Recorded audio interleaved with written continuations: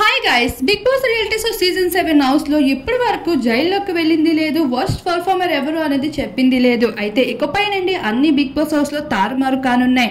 Big Boss reality show season 7 house లో wild card entry అంటూ కొంతమంది కంటెస్టెంట్ ఈ వీకెండ్ లో రావడమే కాదు, కంటెస్టెంట్స్ అందరినీ హౌస్ లోపలికి పంపించాక వాళ్ళలోని ఎక్స్ కంటెస్టెంట్స్ లో వర్స్ట్ పర్ఫార్మర్ ఎవరు అనేది ఎంపిక చేసుకోమంటారు.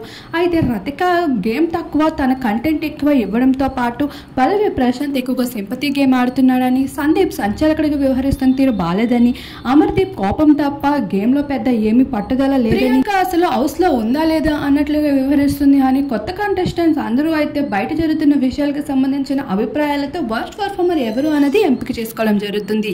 అయితే ఈ సీజన్ లో ఇప్పటికే వచ్చి ఎవరు వర్స్ట్ పర్ఫార్మర్ గా మారి జైల్లోకి వెళ్ళిందే లేదు. అదే అయితే కొత్త కంటెస్టెంట్స్ రాకతో అయితే చూసేబోతున్నాము.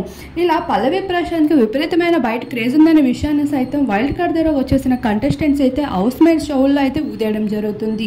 ఇకపైన గేమ్ ఎలా మారనుంది అనేది కూడా చూడాల్సి ఉంది.